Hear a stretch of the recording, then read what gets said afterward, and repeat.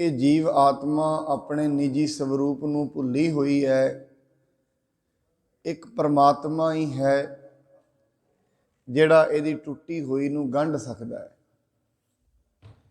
दुनिया दे उत्ते होर कोई ऐसी शक्ति नहीं जिहड़ी इस चीज़ दे काबिल होए जो मनुख दी और परमात्मा दी जिहड़ी टुटी हुई सांझ है इनू जोड़ सके। महाराज कहते टूटी गंढ नहार गोपाल सर्ब जियां आपे प्रतिपाल। ये जिहड़ी पंक्ति महाराज जी ने कही है, सर्ब जियां आपे प्रतिपाल, जे किते ये पंक्ति मनुख दे अंतर आत्मे दे विच वस जांदी है,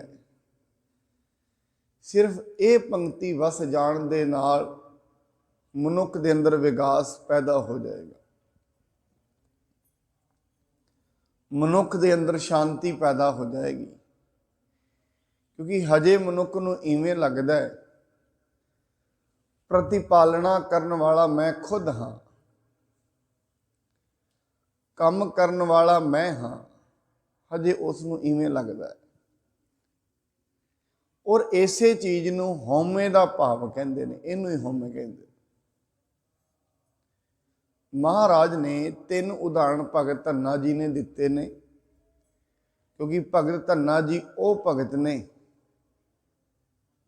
जिहड़े परमात्मा नूं आप भोले भाले ने इन्ना प्रेम कीता है, अपनी सारी जिंदगी का सारा काम ही परमात्मा ते समर्पण कर दिता। और उन्होंने इत्थों ते भी कह दिता, हे परमात्मा अज तेरी बंदगी करके मैनू ये विश्वास हो गया है, मैनू इत्थों ते विश्वास आ गया है जेड़े भी मनुख तेरी बंदगी करते ने तू उन्हां दे कारज जरूर सवारदा है। इत्थों ते दा विश्वास उन्हां किया है। गोपाल तेरा आरता जो जन तुमरी भगत करनते तिन के काज सवारता। कहते अज भी, अज तो हज़ारां साल पहला भी और अज तो हज़ारां साल बाद भी जेड़े मनुख परमात्मा की बंदगी करनगे परमात्मा उन्हां दे कारज जरूर सवारेगा। और काज दे विच एक काज ते यह है दोबारा दोबारा जन्म मरण तो रुकना। ये जीव आत्मा अपने निजी स्वरूप नूं जान सके। महाराज कहते सर्ब जियां आपे प्रतिपाल। इहदे विच भगत धन्ना जी अपने शब्द 3 उदाहरण देंदे ने। वो कहते जननी जननी केरे उदर उदक मह, पिंड किया 10 द्वारा, देह आहार अगन मह राखै, ऐसा खसम हमारा। कहते जननी दे उदर दे अंदर आम तौर पर अज साइंस कहती है मनुखी शरीर के अंदर 47-48 डिग्री के करीब अग्नि का तापमान है, क्योंकि मनुख के उदर दे विच अग्नि है, उन्होंने कहते हैं बड़वा अग्नि, नहीं उन्होंने कहते हैं जठर अग्नि।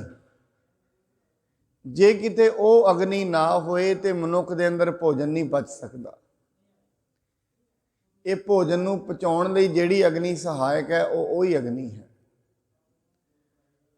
हुण महाराज ये कहंदे ने उत्थे इन्नी अग्नि है, परमात्मा ने जीवां दी जदों प्रतिपालना करदा है उत्थे ही करदा है।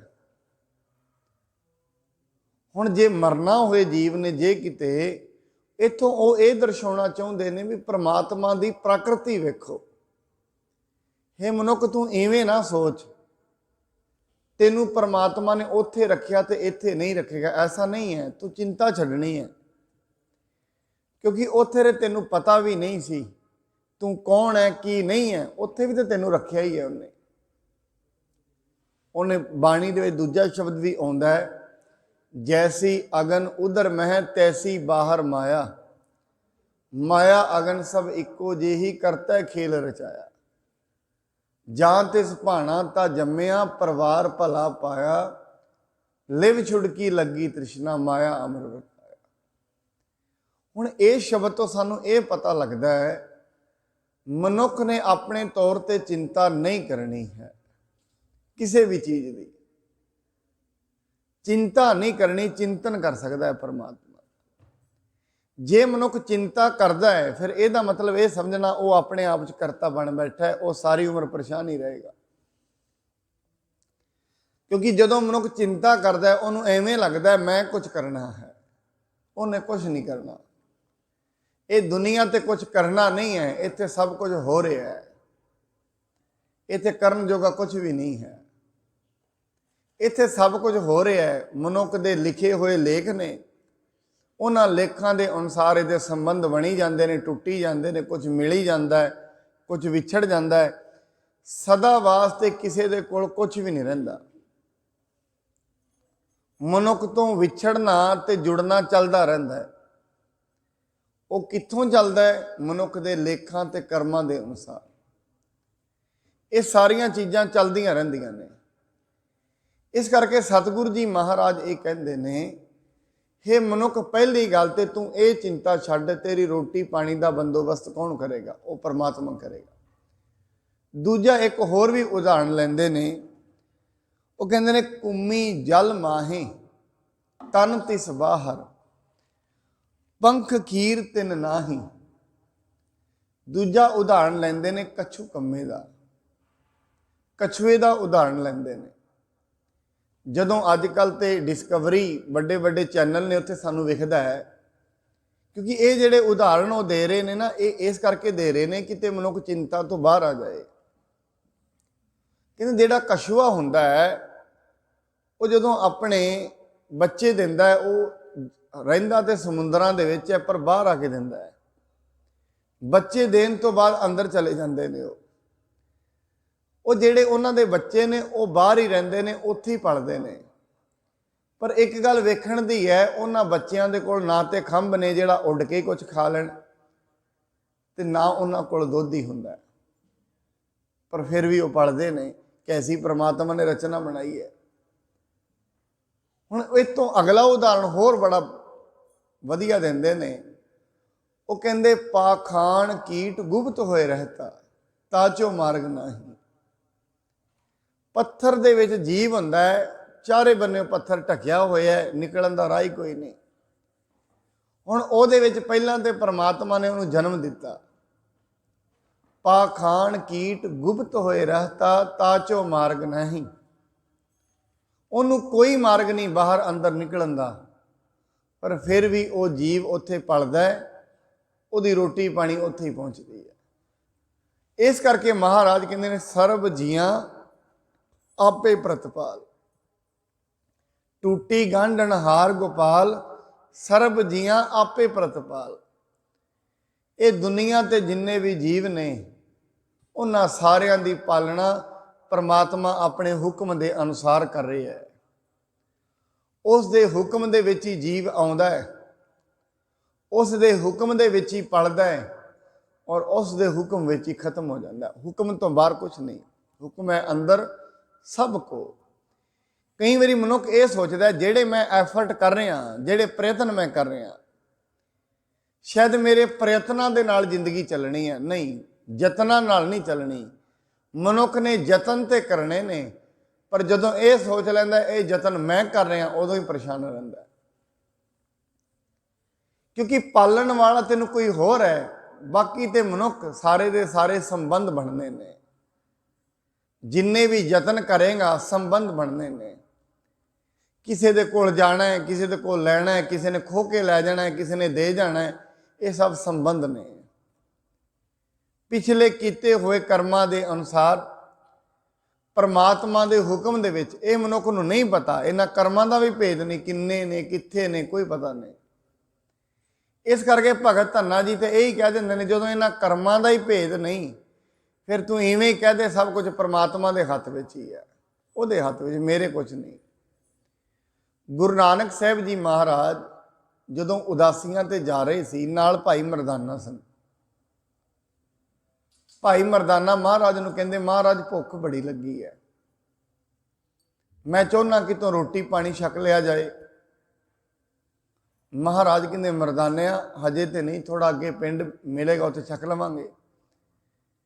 कहते नहीं महाराज मेरे तो तुरया नहीं जाता। गुरु साहब जी ने कहा इतों 2-3 पिंड अगे जाओ, उत्थे जाओ, उत्थे तुहानूं प्रशादा मेरा नाम लै देना, प्रशादा मिलेगा। चले गए, उस नगर दे विच जाके उन्होंने प्रशादा मिलिया, बहुत पदार्थ दिते, गुरु नानक साहब का नाम लिया। भाई मरदाना जी ने बहुत ज़्यादा जिहड़े पदार्थ ने वो नाल बन लए। जदों पदार्थां नूं नाल बन लिया, नाल बन के गुरु नानक साहब को ले आए। गुरु नानक साहब जी महाराज कहते ने मरदानिया ये की तू बन के क्यों लाया? कहते सतगुरु जी महाराज मैं ये सोचदा है अज तो भोजन मिल गया, कल नूं पता नहीं मिलना है कि नहीं मिलना, लम्मा चलना है, नाल ही बन लईए। गुरु साहब कहते मरदानिया तेनू परमात्मा ते विश्वास नहीं है? जिस परमात्मा ने अज भोजन दिता है वो कल भी देवेगा। तेरी चिंता तेनू इन्नी नहीं है जिन्नी चिंता तेनू पैदा करने वाले। ना कर चिंत चिंता है करते। हे मनुख तेरी चिंता तेनू इन्नी नहीं है, शायद परिवार नू भी इन्नी ना होए। गुरु साहब दे इत्थों दे कहंदे ने उस हुक्म दे विच तू पैदा होया उन्नू चिंता ज़्यादा है। और साध संगत सिर्फ मनुख चिंता ही कर सकता है, होर कुछ नहीं कर सकता। चिंता करन दे नाल कुछ ठीक नहीं हुंदा, बल्कि खराब हुंदा है, अपना शरीर खराब हो जाता। चिंता करन दे नाल कुछ बचदा नहीं है। हाँ ये है जे मनुख उहदा परमात्मा का चिंतन करेगा उहदे नाल कर्मां दा कुछ हेर फेर हो जाएगा, उहदे अगे बेनती करेगा, कोई प्यार पैदा होएगा।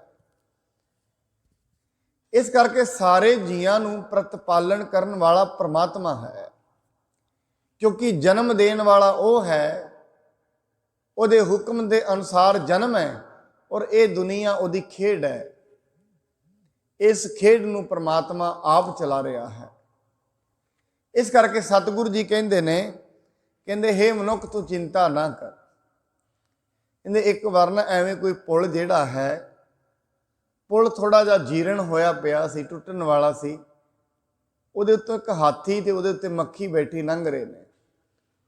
हाथी दे वजन करके पुल हिल गया।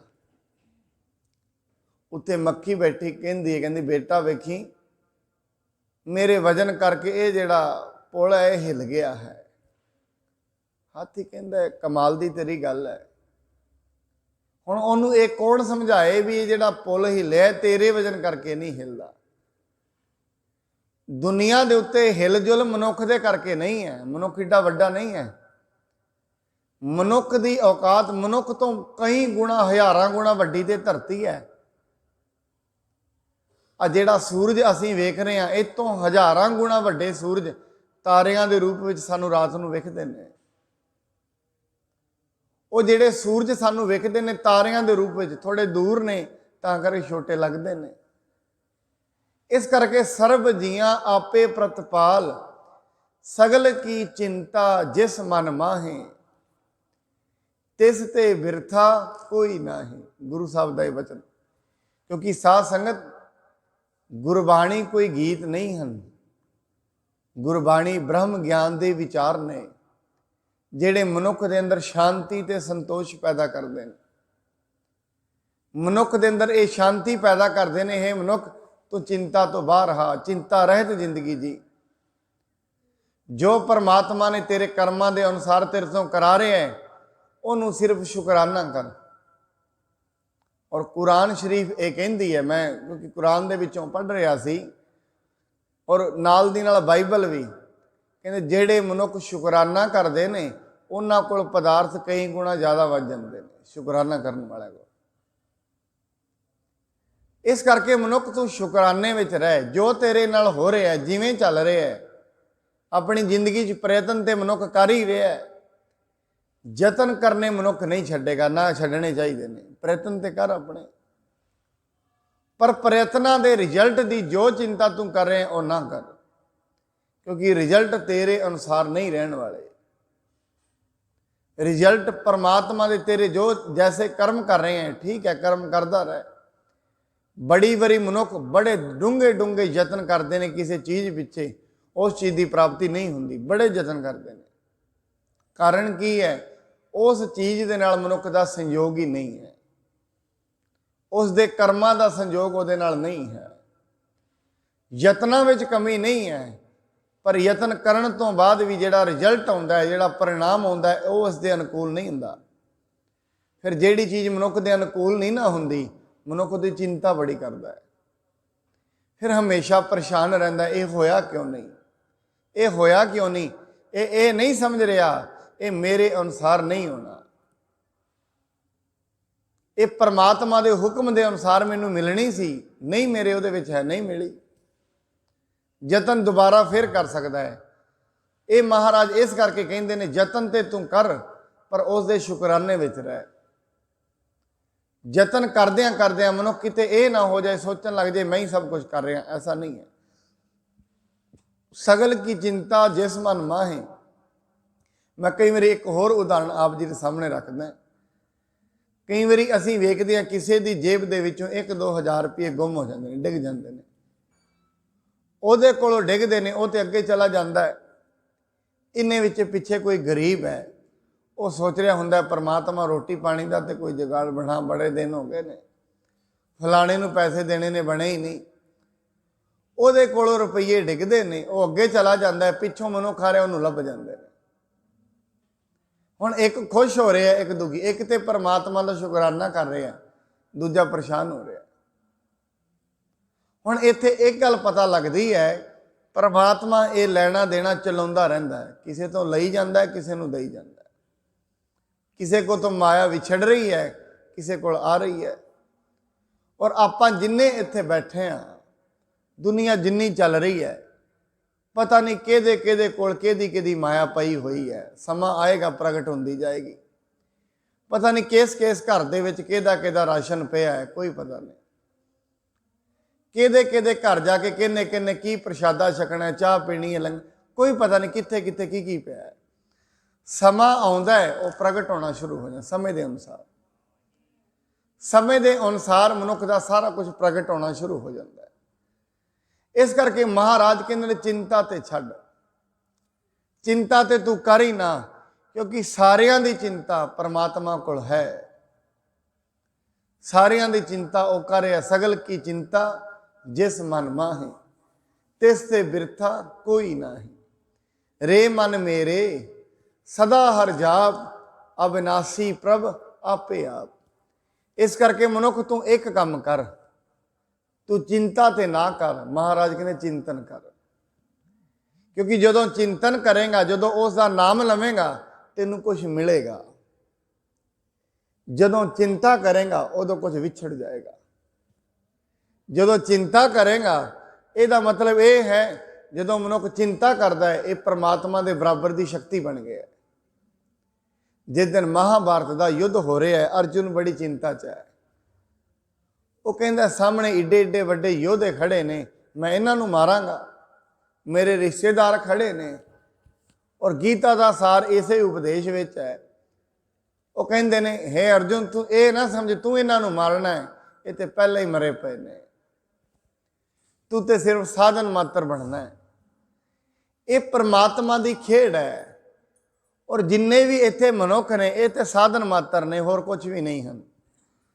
कि कोई ड्यूटी निभा रहा है, कोई निभा रहा है। जिवें असीं वेखदे हैं, जदों फिल्म चलती है, एक बन्ने डायरैक्टर हुंदा है, वो चोरां नूं भी उत्साहित करी जाता है, साधां नूं भी उत्साहित करी जाता है। परमात्मा के हुक्म दे विच ही चोर ने, उहदे हुक्म दे विच ही साध ने। दोवां बन्ने आप ही वो खड़ा है। दोहां सिरियां का आप स्वामी, खिलै बिकसै अंतरजामी। जो भावै सो कार करावै, नानक दृष्टि अवर ना आवे। जो उन्होंने चंगा लगता है, वही कार इस दुनिया ते हुंदी है। केड़ी केड़ी कार उन्हें कदों करनी है, ये किसी नूं नहीं पता, सब कुछ गुप्त है। मनुख सिर्फ इन्ना कर सकता है, उसकी रजा दे विच चल सकता है। रजा दे विच जो भी उहदे ते हुक्म बने हैं, उन्होंने कह सकता है परमात्मा तेरी मर्जी है, जिवें तू चलाउणा है। पर एक गल याद रखना साध संगत, जे किते मनुख इवें सोचे मैं उसकी रजा नूं तोड़ सकदा, ऐसा नहीं है। हाँ, मनुख उसकी रजा नूं तोड़न दे यतन कर सकता है, होएगा नहीं। पर इस करके महाराज कहते तू उसका जप कर। जे मनुख उसका जप करता है, जप तो कुछ प्राप्त हो जाएगा। जे उसनूं जप करता है, महाराज बाणी दे विच एक शब्द आउंदा है, क्योंकि मनुख दे कोल वस्तुआं ते बड़ियां ने, रोटी भी है, पानी सारा कुछ है। जे किते इहदे कोल कोई वस्तु परमात्मा ले लवे, जिवें हुण जो कुछ भी घर दे विच है, कोई 4 वस्तुआं चलियां जाण, महाराज कहते ये मन दे विच रोस पैदा हो जाता है। 10 वस्तु ले पाछे पावै, एक वस्त कारण विखोट गवावै। 10 वस्तुआं इनू परमात्मा ने दित्तियां ने, पर मनुख वस्तु परमात्मा की ना समझ करके अपनी समझदा है, ताई उन्हें दुख लगता है।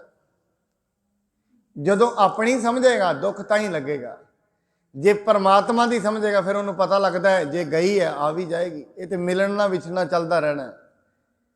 ऐसा मत समझना जो कुछ जिंदगी विच है वो कभी विछड़ेगा नहीं। इत्थों के मनुख कोल माँ बाप विछड़ते ने, बड़ी बड़ी लोगों को वड्डियां वड्डियां प्रॉपर्टियां होंदियां ने, विछड़ जांदियां ने। और ये भी नहीं कोई माड़े कर्म च विछड़दियां ने, बड़े होश विच हुंदे ने, होश विच भी विछड़ जांदियां ने। इस करके कहते हैं 10 वस्तु ले पाछे पावै, एक वस्त कारण विखोट गवावै। एक भी ना दे 10 भी हिरले, तो मूड़ा को कहा करे। फिर दसो एक ही कर सकता, कुछ भी नहीं करेगा।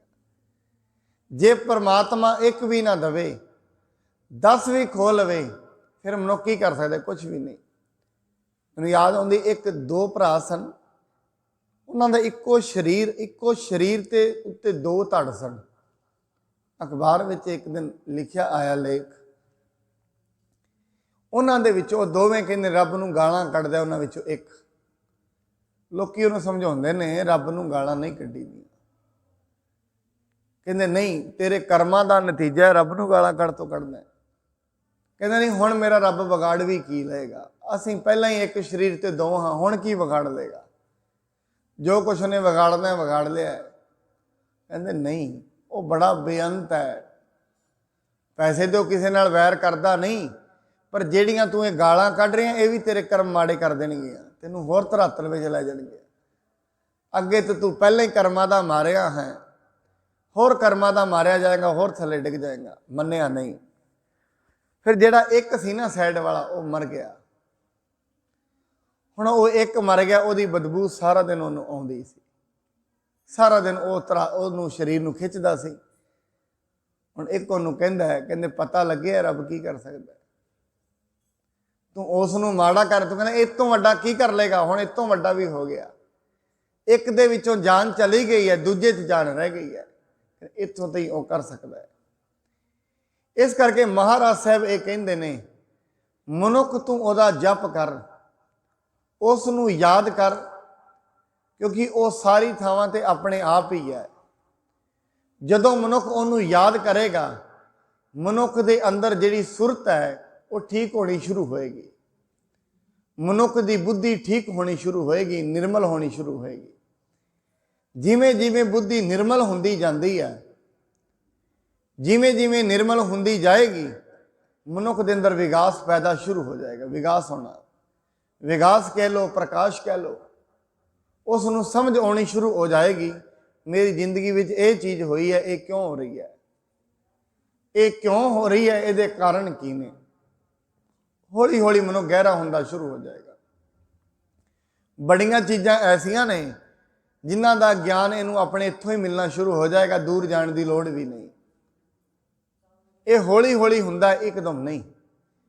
इस करके महाराज ने रे मन मेरे सदा हर जाप, अविनाशी प्रभ आपे आप।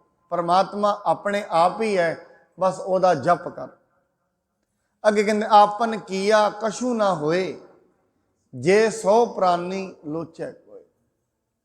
मनुख दा किया इस दुनिया ते कुछ भी नहीं हुंदा है। मनुख हजारां वारी भी लोचे मैं ये कर लवां, ये कर लवां, नहीं हुंदा। जो कुछ भी हुंदा है वो परमात्मा के हुक्म दे विच ही हुंदा है। जैसा उन्हें हुक्म बनाया है, ये जिहड़े जीव ने ये तो सिर्फ मोहरे ने उस दे अगे। परमात्मा इन्हां नूं खिडा रहा है। एक बन्ने परमात्मा ने भगत पैदा किए ने, एक बन्ने मूर्ख ते जपी तपी दूजे पैदा किए ने। जपजी साहब दे विच पंक्ति है, असंख जप असंख भाओ, असंख पूजा असंख तप ताओ। ये पूरी पौड़ी है। अंत दे विच महाराज कहते हैं, कुदरत कमन कहाँ विचार, वारिया ना जावा एक वार, जो तुद भावै साई भली कार, तू सदा सलामत निरंकार। दूजे बन्ने एक होर भी पंक्ति है, उहदे विच कहते असंख मूर्ख अंध घोर, असंख चोर हराम खोर, असंख अमर कर जाहे जोर, असंख गल बढ़ हत्या कमाही, असंख पापी पाप कर जाए। जो तेनू चंगा लगता है वही कर, ठीक है। जो तेरे हुक्म दे विच चल रहा है वो ठीक ही चल रहा है। और इस हुक्म नूं मनण दी प्रेरणा गुरु अर्जन साहब जी तत्ती तवी ते बैठे ने, सारी शक्तियां दे मालक ने। नाल दे उन्हां नूं कहंदे ने, साईं मियाँ मीर कहंदे ने, तुसीं इन्नी शक्ति दे मालक हो, इत्थे क्यों बैठे हो? महाराज कहते तेरा किया मीठा लगा। जो वो परमात्मा कर रहे सानू चंगा लगता है। हर नाम पदार्थ नानक मांगे, जो परमात्मा कर रहा है जिमें कर रहा है वो ठीक कर रहा है।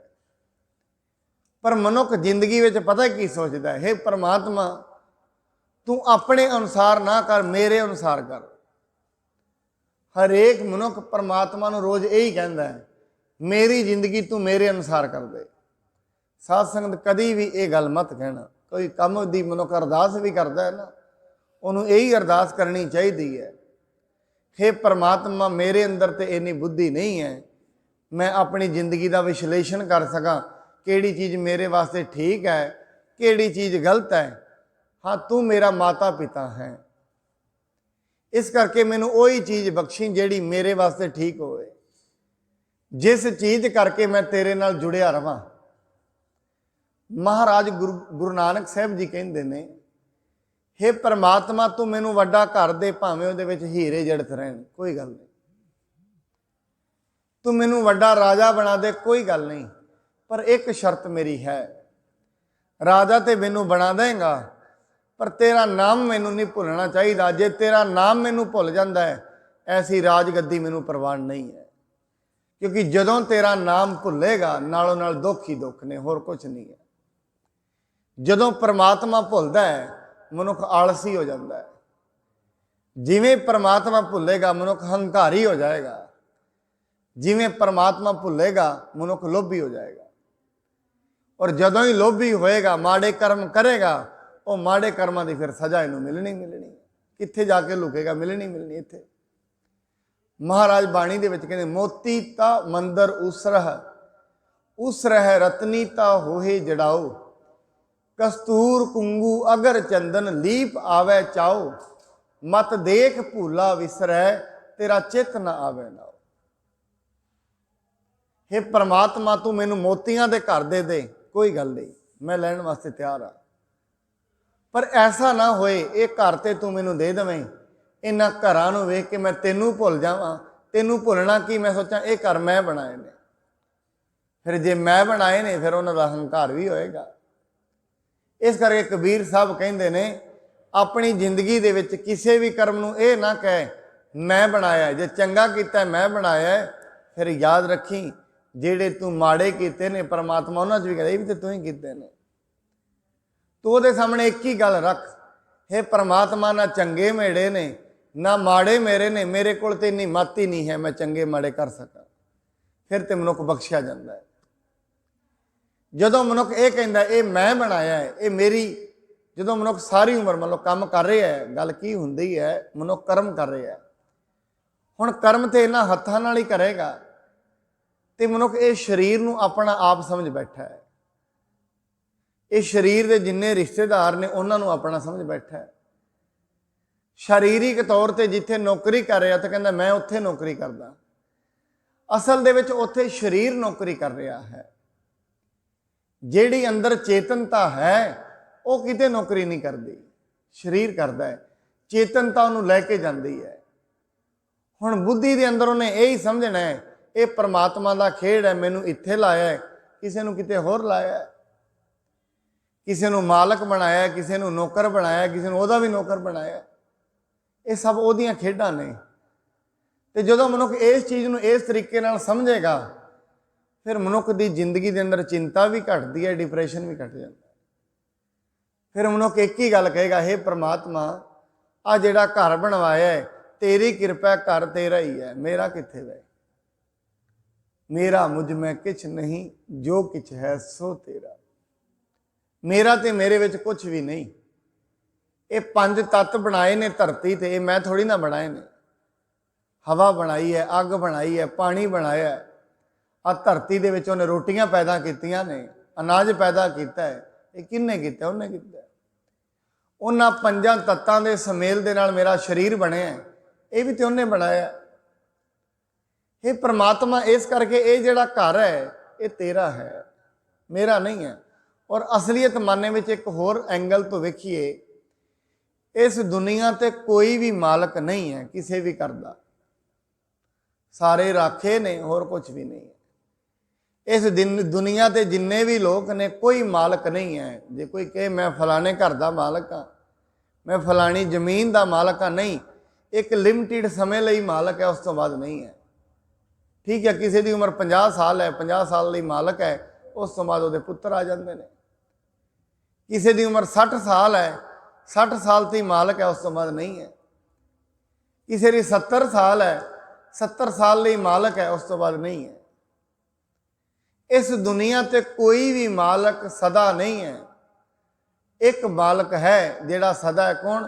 ਦੱਦਾ ਦਾਤਾ ਏਕ ਹੈ, ਸਭ ਕੋ ਦੇਵਨਹਾਰ। ਉਹ ਤੇ ਹੈ, ਸਦਾ ਹੀ ਹੈ। ਉਹਦੇ ਅਸੀਂ ਨਹੀਂ ਸੀ, ਉਹ ਫਿਰ ਵੀ ਦੇ ਰਿਹਾ ਸੀ। ਮਨੁੱਖ ਆਇਆ ਫਿਰ ਵੀ ਦੇ ਰਿਹਾ। ਜੇ ਇਹ ਚਲਾ ਜਾਏਗਾ, ਸਾਡੇ ਜਾਣ ਦੇ ਨਾਲ ਕੋਈ ਧਰਤੀ ਤੇ ਦਾਣਾ ਪਾਣੀ ਥੋੜੀ ਨਾ ਬੰਦ ਹੋ ਜਾਣਾ, ਫਿਰ ਵੀ ਦੇਣਾ। ਜਿਵੇਂ ਇੱਕ ਫਕੀਰ ਇੱਕ ਰਾਜੇ ਦੇ ਘਰ ਵਿੱਚ ਗਿਆ, ਉਹਦੇ ਘਰ ਵਿੱਚ ਜਾ ਕੇ ਉਹਦੇ ਨਾਲ ਗੱਲਬਾਤ ਕਰਦਾ ਹੈ। ਉਹ ਦਰਬਾਰ ਦੇ ਵਿੱਚ ਜਾ ਕੇ ਲੰਮਾ ਪੈ ਗਿਆ। ਦਰਬਾਰੀਆਂ ਨੇ ਉਹਨੂੰ, ਰਾਜੇ ਨੇ ਫੜਿਆ, ਕਹਿੰਦੇ ਜਾ ਇੱਥੋਂ ਬਾਹਰ, ਇੱਥੇ ਕੀ ਕਰਦਾ? ਕਹਿੰਦੇ ਰਾਜਾ ਮੈਂ ਤੇ ਮੁਸਾਫਰਖਾਨਾ ਸੁਣ ਕੇ ਇੱਥੇ ਪੈ ਗਿਆ ਸੀ। ਕਹਿੰਦੇ ਇਹ ਦਰਬਾਰ ਹੈ, ਮੁਸਾਫਰਖਾਨਾ ਥੋੜੀ ਨਾ ਹੈ। ਕਹਿੰਦੇ ਰਾਜਾ ਇੰਨੇ ਹੰਕਾਰ ਵਿੱਚ ਨਾ ਬੋਲ, ਇਹ ਮੁਸਾਫਰਖਾਨਾ ਹੀ ਹੈ, ਹੋਰ ਕੁਛ ਨਹੀਂ। ਕਹਿੰਦੇ ਨਹੀਂ ਨਹੀਂ, ਇਹ ਤੇ ਮੇਰਾ ਦਰਬਾਰ ਹੈ। ਉਹਨੂੰ ਰਾਜੇ ਨੂੰ ਸਮਝਾਉਣ ਵਾਸਤੇ ਕਹਿੰਦਾ ਹੈ, ਜਿਸ ਰਾਜ ਗੱਦੀ ਦਾ ਤੂੰ ਮਾਲਕ ਹੈ, ਇਸ ਤੋਂ ਪਹਿਲਾਂ ਕੌਣ ਸੀ? ਕਹਿੰਦੇ ਮੇਰਾ ਪਿਤਾ। ਉਸ ਤੋਂ ਪਹਿਲਾਂ ਕੌਣ ਸੀ? ਕਹਿੰਦੇ ਉਹਦਾ ਪਿਤਾ। ਫਿਰ ਉਹ 2 ਜਣੇ ਆਪਣਾ ਸਮਾਂ ਕੱਟ ਕੇ ਚਲੇ ਗਏ ਨੇ। ਤੀਜਾ ਤੂੰ ਬੈਠਾ ਹੈ। ਉਹ ਆਏ ਨੇ ਤੇ ਚਲੇ ਗਏ ਨੇ। ਦੂਜਾ ਆਇਆ, ਉਹ ਵੀ ਚਲਾ ਗਿਆ। ਤੀਜਾ ਤੂੰ ਬੈਠਾ ਹੈ, ਤੂੰ ਵੀ ਚਲੇ ਜਾਣਾ, ਤੂੰ ਵੀ ਮੁਸਾਫਰ ਹੈ। ਇਹ ਤੋਂ ਵੱਧ ਕੁਛ ਨਹੀਂ। ਜੈਸੇ ਰਹਿਣ ਪਰੋਹਣੇ, ਉੱਠ ਚੱਲ ਸਹਿ ਪ੍ਰਭਾਤ। ਮਨੁੱਖ ਦੁਨੀਆ ਤੇ ਸਿਰਫ ਪਰੋਣਾ ਬਣ ਕੇ ਆਇਆ ਹੈ। ਬਾਣੀ ਤੇ ਕਹਿੰਦੀ ਹੋਏ ਰਹੋ ਮਹਿਮਾਨ। ਤੂੰ ਇਸ ਦੁਨੀਆ ਤੇ ਇਵੇਂ ਜੀ ਜਿਵੇਂ ਪ੍ਰਾਹੁਣੇ ਜਿੰਦੇ ਹੁੰਦੇ ਨੇ। ਇਸ ਦੁਨੀਆ ਤੇ ਤੂੰ ਇੱਕ ਪ੍ਰਾਹੁਣਾ ਹੈ, ਹੋਰ ਕੁਝ ਵੀ ਨਹੀਂ ਹੈ। ਜਿਵੇਂ ਪ੍ਰਾਹੁਣੇ ਆਉਂਦੇ ਨੇ, ਦਿਨੇ ਆਉਂਦੇ ਨੇ, ਰਾਤ ਰਹਿੰਦੇ ਨੇ ਤੇ ਸਵੇਰੇ ਚਲੇ ਜਾਂਦੇ ਨੇ। ਇਸ ਤੋਂ ਵੱਧ ਮਨੁੱਖ ਕੁਝ ਨਹੀਂ ਹੈ ਇਸ ਦੁਨੀਆ ਤੇ। ਇਸ ਕਰਕੇ ਜੋ ਕੁਝ ਵੀ ਇਹਨੂੰ ਮਿਲਿਆ ਹੈ ਉਹ ਦਿੱਤਾ ਹੋਇਆ ਉਸ ਦਾ ਹੀ ਹੈ। ਇਹਦੇ ਕਰਮਾਂ ਦੇ ਅਨੁਸਾਰ, ਜੋ ਉਹਨੇ ਕਰਮ ਬਣਾਏ ਨੇ ਉਹਦੇ ਅਨੁਸਾਰ ਇਹਨੂੰ ਮਿਲਿਆ। 70 ਸਾਲ ਰਹੇਗਾ, 80 ਸਾਲ ਰਹੇਗਾ, ਉਸ ਤੋਂ ਬਾਅਦ ਚਲਾ ਜਾਏਗਾ। ਪੱਕੇ ਤੌਰ ਤੇ ਦੁਨੀਆ ਦਾ ਮਾਲਕ ਕੋਈ ਵੀ ਨਹੀਂ ਹੈ, ਸਾਰੇ ਰਾਖੇ ਨੇ। ਹਰੇਕ ਮਨੁੱਖ ਰਾਖਾ ਹੈ, ਸਿਰਫ ਰਖਵਾਲੀ ਹੈ। ਹਰੇਕ ਮਨੁੱਖ ਚੌਕੀਦਾਰ ਹੈ, ਇਸ ਤੋਂ ਵੱਧ ਕੁਝ ਵੀ ਨਹੀਂ ਹੈ। ਅੱਗੇ ਮਹਾਰਾਜ ਕਹਿੰਦੇ ਨੇ, ਤਿਸ ਬਿਰ ਨਾਹੀ ਤੇਰੇ ਕਿਛ ਕਾਮ, ਗਤ ਨਾਨਕ ਜਪ ਏਕ ਹਰ ਨਾਮ। ਉਸ ਪਰਮਾਤਮਾ ਦੇ ਨਾਮ ਤੋਂ ਬਿਨਾ ਇਹ ਜੀਵ ਆਤਮਾ ਤੇਰੇ ਲਈ ਕੁਝ ਵੀ ਲਾਹੇਵੰਦ ਨਹੀਂ ਹੈ। ਹੋਰ ਤੇਰੇ ਲਈ ਕਿਸੇ ਵੀ ਕੰਮ ਨਹੀਂ ਆਉਣਾ। ਠੀਕ ਹੈ, ਤੇਰੇ ਕੋਲ ਮਾਇਆ ਹੈ, ਪੈਸੇ ਨੇ, ਇਹ ਜਦੋਂ ਤਾਈਂ ਸਰੀਰ ਰਹੇਗਾ ਉਦੋਂ ਤਾਈਂ ਕੰਮ ਆਉਣਗੇ। ਵੱਡਾ ਘਰ ਬਣਾਇਆ ਹੈ, ਜਦੋਂ ਤਾਈਂ ਸਰੀਰ ਜਿਉਂਦਾ ਰਹੇਗਾ ਉਦੋਂ ਤਾਈਂ ਕੰਮ ਦੇਵੇਗਾ। ਗੱਡੀਆਂ ਨੇ ਉਦੋਂ ਤਾਈਂ ਕੰਮ ਦੇਵੇਗਾ ਜਦੋਂ ਤਾਈਂ ਸਰੀਰ ਹੈ। ਜਦੋਂ ਹੀ ਸਰੀਰ ਖਤਮ ਹੋਣਾ ਹੈ ਸਾਰਿਆਂ ਨਾਲ ਸੰਪਰਕ ਨਾਲੋਂ ਨਾਲ ਟੁੱਟ ਜਾਣਾ। ਜਿਵੇਂ ਸਰੀਰ ਖਤਮ ਹੋਏਗਾ ਸਭ ਕੁਝ ਪਰਾਇਆ ਹੋ ਜਾਣਾ। ਖਿਨ ਮੈਂ ਪਿਆ ਪਰਾਇਆ, ਸਭ ਕੁਝ ਪਰਾਇਆ, ਉਹ ਮਨੁੱਖ ਵੀ ਪਰਾਇਆ। ਫਿਰ ਉਹਦੀ ਜਿਹੜੀ ਆਤਮਾ ਹੈ ਉਹਦੇ ਨਾਲ ਤੇ ਉਹੀ ਨਿਭਣਾ ਹੈ ਜੋ ਉਸਨੇ ਬੰਦਗੀ ਤੇ ਪੁੰਨ ਫਲ ਕੀਤੇ ਹਨ। ਹੋਰ ਉਸ ਦੇ ਨਾਲ ਕੁਝ ਵੀ ਨਿਭਣ ਵਾਲਾ ਨਹੀਂ ਹੈ। ਜਿਹੜੇ ਇਸ ਦੇ ਬੰਧਨ ਨੇ ਜਾਤੀਆਂ ਦੇ, ਪਾਤੀਆਂ ਦੇ, ਧਰਮਾਂ ਦੇ, ਇਹ ਸਭ ਇੱਥੇ ਹੀ ਰਹਿ ਜਾਣੇ ਨੇ। ਫਿਰ ਇਸ ਨੂੰ ਇਹਦੀਆਂ ਆਤਮਾ ਹੈ ਉਹਨੂੰ ਦੁਬਾਰਾ ਜਨਮ ਤੇ ਮਰਨ ਦੇ ਦੁੱਖ ਵਿੱਚ ਪੈਣਾ ਪਏਗਾ। ਦੁਬਾਰਾ ਆਉਂਦੀ ਰਹੇਗੀ, ਦੁਬਾਰਾ ਜਾਂਦੀ ਰਹੇਗੀ। ਇਹ ਬਹੁਤ ਵੱਡਾ ਦੁੱਖ ਹੈ। ਮੈਂ ਕਈ ਵਾਰੀ ਕਹਿੰਦਾ ਸਾਧ ਸੰਗਤ, ਮਨੁੱਖ ਭਾਵੇਂ ਗੁਰਬਾਣੀ ਦੇ ਵਿੱਚ ਬਾਣੀ 'ਚ ਕਹਿੰਦੇ ਨੇ ਮਹਾਰਾਜ, ਮਨੁੱਖ ਸਮਝ ਕਿਉਂ ਨਹੀਂ ਰਿਹਾ, ਮਾਇਆ ਮਦ ਮਾਤਾ ਹੋਛੀ ਬਾਤਾ, ਮਿਲਣ ਨਾ ਜਾਈ ਭਰਮ ਧੜਾ। ਮਨੁੱਖ ਮਾਇਆ ਦੇ ਮਦ ਵਿੱਚ ਲੱਗਾ ਹੋਇਆ ਹੈ। ਇਹ ਸਰੀਰ ਦੀਆਂ ਰਸਾਂ ਵਿੱਚ ਲੱਗਾ ਹੋਇਆ ਹੈ, ਪਰਿਵਾਰ ਦੀਆਂ ਰਸਾਂ ਵਿੱਚ ਲੱਗਿਆ ਹੋਇਆ ਹੈ, ਮੋਹ ਵਿੱਚ ਲੱਗਾ ਹੋਇਆ। ਇਹਨੂੰ ਯਾਦ ਹੀ ਨਹੀਂ। ਕਈ ਵਾਰੀ ਐਸਾ ਹੁੰਦਾ ਹੈ ਮਨੁੱਖ ਕਿਤੇ ਬਾਹਰ ਹੋਏ ਨਾ, ਅਸੀਂ ਕੱਲ ਵੀ ਵੇਖ ਰਹੇ ਸੀ, ਮਤਲਬ ਗੁਰਦੁਆਰੇ ਵੀ ਖੜਾ ਹੈ ਮਨੁੱਖ, ਫਟਾਫਟ ਕਹੇਗਾ ਮੈਂ ਘਰ ਜਾਵਾਂ, ਸਤਸੰਗਤ ਚੋਂ ਫਟਾਫਟ ਜਾਵਾਂ। ਕਿਉਂ? ਮੈਂ ਆਪਣੇ ਘਰ ਚੱਲਿਆ। ਕਹਿੰਦਾ ਕਿੱਡੀ ਵੱਡੀ ਇਹਨੂੰ ਅਗਿਆਨਤਾ ਹੈ। ਆਪਣੇ ਘਰ ਦਾ ਤੇ ਇਹਨੇ ਹਜੇ ਤਾਈਂ ਸੋਚਿਆ ਹੀ ਨਹੀਂ, ਇਹਦੇ ਬਗਾਨੇ ਘਰ ਚੱਲਿਆ। ਆਪਣਾ ਘਰ ਕਿਹੜਾ ਹੈ ਉਹ ਤੇ ਇਹਨੂੰ ਪਤਾ ਹੀ ਨਹੀਂ ਲੱਗਾ ਅਜੇ ਤੇ। ਜਿਹਨੂੰ ਬਾਣੀ ਕਹਿੰਦੀ ਥਿਰ ਘਰ ਬੈਸੋ ਹਰ ਜਨ ਪਿਆਰੇ, ਉਸ ਘਰ ਵਿੱਚ ਚੱਲ। ਜਿਹਨੂੰ ਆਪਣਾ ਘਰ ਸਮਝੀ ਬੈਠਾ ਹੈ ਉਹ ਆਪਣਾ ਨਹੀਂ ਹੈ, ਉਹ ਬਗਾਨਾ ਹੈ, ਤੂੰ ਉਹਦਾ ਰਾਖਾ ਹੈ, ਹੋਰ ਕੁਝ ਨਹੀਂ। ਉਹਨੂੰ ਫਟਾਫਟ ਕਹਿੰਦਾ ਮੈਂ ਆਪਣੇ ਘਰ ਜਾਣਾ ਹਾਂ। ਆਪਣਾ ਨਹੀਂ ਹੈ। ਆਪਣਾ ਤੇ ਸਿਰਫ ਪਰਮਾਤਮਾ ਦਾ ਨਾਂ ਹੈ। ਜੋ ਵੀ ਜਪ ਲਵੇਗਾ ਉਹ ਜੀਵ ਆਤਮਾ ਦੇ ਨਾਲ ਨਿਭੇਗਾ, ਹੋਰ ਕੁਝ ਵੀ ਨਿਭਣ ਵਾਲਾ ਨਹੀਂ ਹੈ। ਇਹ ਬੇਨਤੀਆਂ ਸਤਿਗੁਰੂ ਜੀ ਮਹਾਰਾਜ ਅੱਜ ਦੀ ਪਾਵਨ ਸਤ ਸੰਗਤ ਦੇ ਵਿੱਚ ਦੱਸਦੇ ਨੇ। ਹੇ ਮਨੁੱਖ, ਵੱਧ ਤੋਂ ਵੱਧ ਪਰਮਾਤਮਾ ਦੀ ਬੰਦਗੀ ਕਰ। ਜਿਵੇਂ ਜਿਵੇਂ, ਔਰ ਬਾਣੀ ਤੇ ਇਹ ਵੀ ਕਹਿੰਦੇ ਜਿਹੜੇ ਉਹਦੀ ਬੰਦਗੀ ਨਹੀਂ ਕਰਦੇ ਹਨ ਉਹ ਧਰਤੀ ਤੇ ਭਾਰ ਤੋਂ ਇਲਾਵਾ ਕੁਝ ਨਹੀਂ ਹਨ। ਵਿਸਰਿਆ ਜਿਨ ਨਾਮ ਸੇ ਭੋਏ ਭਾਰ ਥੀਏ। ਉਹ ਲੋਕ ਧਰਤੀ ਤੇ ਭਾਰ ਹਨ, ਇਸ ਤੋਂ ਵੱਧ ਕੁਝ ਨਹੀਂ। ਕਿਉਂਕਿ ਜਦੋਂ ਤੇ ਨਾਮ ਨਹੀਂ, ਇਹ ਵਾਰੀ ਜਿਹੜੀ ਮਿਲੀ ਹੈ ਇਹ ਸਿਰਫ ਬੰਦਗੀ ਲਈ ਮਿਲੀ ਹੈ, ਤਾਂ ਹੀ ਇਹ ਜੀਵਨ ਮਿਲਿਆ ਹੈ। ਬਾਰ-ਬਾਰ ਇਹ ਜੀਵਨ ਨਹੀਂ ਮਿਲਦਾ। ਹੁਣ ਮਿਲਿਆ, ਪਤਾ ਨਹੀਂ ਦੁਬਾਰਾ ਕਿੰਨੇ ਅਰਸੇ ਬਾਅਦ ਮਿਲਣਾ ਹੈ, ਕਿੰਨੇ ਵਕਫੇ ਬਾਅਦ ਮਿਲਣਾ ਹੈ, ਇਹ ਕਿਸੇ ਨੂੰ ਨਹੀਂ ਪਤਾ। ਸਿਰਫ ਬੰਦਗੀ ਹੀ ਇਹਦੇ ਕੰਮ ਆਏਗੀ। ਜਿਵੇਂ ਜਿਵੇਂ ਮਨੁੱਖ ਬੰਦਗੀ ਕਰੇਗਾ ਇਸ ਦੇ ਅੰਦਰ ਪ੍ਰਗਾਸ ਪੈਦਾ ਹੋਏਗਾ, ਜੀਵ ਆਤਮਾ ਨੂੰ ਸਮਝ ਲੱਗੇਗੀ, ਸਤਗੁਣ ਇਸ ਦੇ ਅੰਦਰ ਪੈਦਾ ਹੋਣਗੇ, ਸਤ ਸੰਤੋਖ ਦਇਆ ਧਰਮ ਪੈਦਾ ਹੋਏਗਾ। ਮਨੁੱਖ ਮਿੱਠ ਬੋਲੜਾ ਹੋ ਜਾਏਗਾ, ਪਿਆਰੇ ਬੋਲ ਬੋਲੇਗਾ, ਬੇਈਮਾਨੀ ਤੋਂ ਘਟ ਜਾਏਗਾ, ਬੇਇਨਸਾਫੀ ਤੋਂ ਘਟ ਜਾਏਗਾ। ਇਸ ਕਰਕੇ ਸਤਿਗੁਰੂ ਜੀ ਇਹ ਕਿਰਪਾ ਕਰਨ, ਸਭਰਾਂ ਨੂੰ ਐਸੀ ਦਾਤ ਬਖਸ਼ਣ। ਇੰਨੀਆਂ ਬੇਨਤੀਆਂ ਪ੍ਰਵਾਨ। ਹੋਈ ਭੁੱਲ ਚੁੱਕ ਦੇ ਲਈ ਖਿਮਾ ਕਰਨੀ। ਗੁਰੂ ਜੀ ਕਿਰਪਾ ਕਰਨ। ਜਿੰਨੇ ਸਤਸੰਗੀ ਆਪ ਚੱਲ ਕੇ ਆਉਂਦੇ ਹੋ ਸਭਨਾਂ ਦੇ ਸਿਰਾਂ ਤੇ ਮਿਹਰ ਭਰਿਆ ਹੱਥ ਰੱਖਣ। ਐਵੇਂ ਆਪ ਸਤ ਸੰਗਤ ਵਿੱਚ ਆ ਕੇ ਜੋ ਗੁਰੂ ਸਾਹਿਬ ਜੀ ਦੇ ਮਹਾਨ ਬੋਲ ਨੇ, ਜਿਹੜੇ ਮਨੁੱਖ ਨੂੰ ਖੁਸ਼ ਕਰਦੇ ਨੇ, ਮਨੁੱਖ ਦੇ ਅੰਦਰ ਦੀਆਂ ਚਿੰਤਾਵਾਂ ਨੂੰ ਘਟਾ ਦਿੰਦੇ ਨੇ, ਔਰ ਮਨੁੱਖ ਨੂੰ ਇੱਕ ਐਸੀ ਜ਼ਿੰਦਗੀ ਜੀਣ ਦੀ ਦਿੰਦੇ ਨੇ ਜਿਹਦੇ ਵਿੱਚ ਮਨੁੱਖ ਹੱਸਦਿਆਂ ਹੀ ਹੱਸਦਾ ਹੈ, ਖੇਲਦਾ ਹੈ, ਖਾਵੰਦਿਆਂ ਪਹਿਨੰਦਿਆਂ ਵਿੱਚ ਹੋਵੇ ਮੁਕਤ। ਹੱਸਦਿਆਂ ਖਾਂਦਿਆਂ ਘਰ ਦੇ ਵਿੱਚ ਰਹਿੰਦਿਆਂ ਵੀ ਮੁਕਤੀ ਦੇ ਰਾਹ ਤੇ ਮਨੁੱਖ ਚੱਲ ਪੈਂਦਾ ਹੈ। ਇੰਨੀਆਂ ਬੇਨਤੀਆਂ ਪ੍ਰਵਾਨ। ਵਾਹਿਗੁਰੂ ਜੀ ਕਾ ਖਾਲਸਾ, ਵਾਹਿਗੁਰੂ ਜੀ ਕੀ ਫਤਿਹ।